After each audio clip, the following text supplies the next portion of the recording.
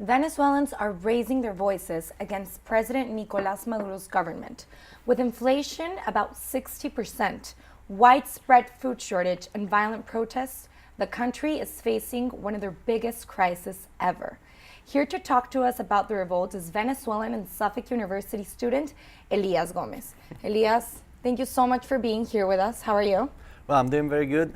I would like to thank you first for giving me the opportunity to be here to give a message to the world, to share our cry for help, because we're being oppressed by a government that is violating the human rights of the people. No, thank you so much for coming and letting everyone know. So give us a little bit of the political background of what is happening right now in Venezuela. Well, right now in Venezuela, there are a lot of protests.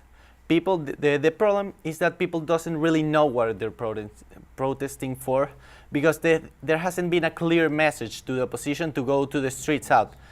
Some people doesn't want Nicolás Maduro out, some people do, but the main reason the protest started was because 6 students from Táchira, they were held to jail just because they were protesting, and people went to the street, they started protesting, and the whole situation started.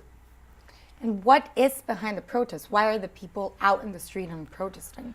I mean, people is out in the street. I think that they want to get Nicolás Maduro out of the power. Most of the people do. There are other people that want him in the power. So there's a lot of confusion right now in the country. The main issue is that the National Guard is going to the streets. They are trying to stop those protesting by using the force, by using weapons, they're trying to shut the people's mouth in a very violent way, and they can't be doing that. We don't want violence. Violence is never the way. You can never go with violence, because that's not our fight and that's not our meaning. We're fighting for peace. We're fighting for freedom, and we can't do that in a violent way, because that will violate our policy. We want a peaceful way out of this. Yeah, the people of Venezuela are protesting for peace. The government is causing the violence? Yes, the government is the one causing the violence right now. They have armed groups called the Tupamaros, which are people basically from very poor people. They give them weapons, they give them bikes, and in the night they go out in the streets all over the place, like shooting to the skies. They're shooting to the buildings, and they're causing a lot of terror in the population. You can see a lot of videos in YouTube, in Facebook. If you see those videos, please share them on Facebook. Please retweet them, because right now the Venezuelan media is very controlled. If you turn on the TV, you won't be able to see anything that's happening. For example, the other day, CNN. You can't see right now CNN in Venezuela because the government just decided no more CNN. Why? Because CNN was transmitting the truth. Exactly. And how is the day-to-day life? Right now, we're doing something, well, not we, but most of the people, they're doing something called the guarimbas. What is a guarimba? Guarimba is in an Indian, it's an Indian word in one of our Indians we have in Venezuela.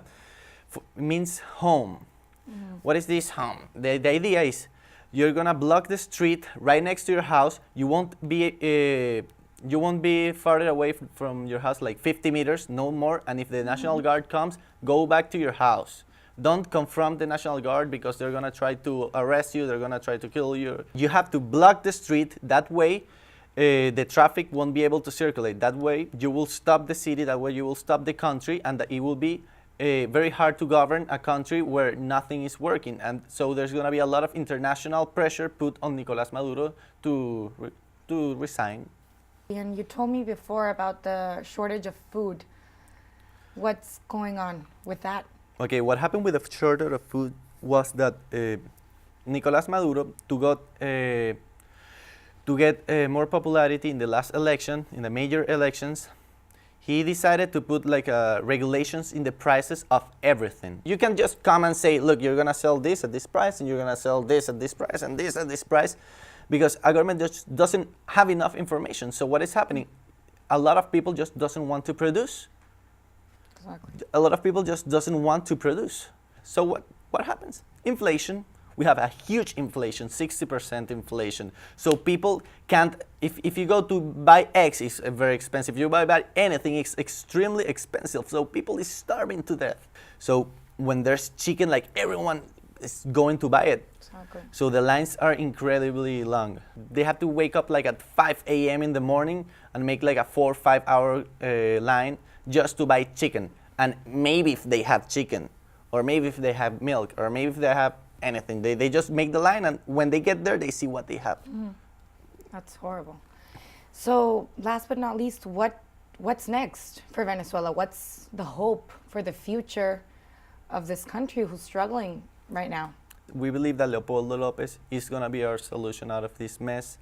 We are very nice people, I believe, and we're peaceful people. We have what it takes to take this country out, and I believe that after this mess goes out, it's going to change. There's going to be a huge opportunities in Venezuela just to go to invest and to build back the country. Thank you so much for being here with us, Elias. No, thank you, Melissa. I really appreciate your opportunity for me to share all this information, and to ask you to please support our fight.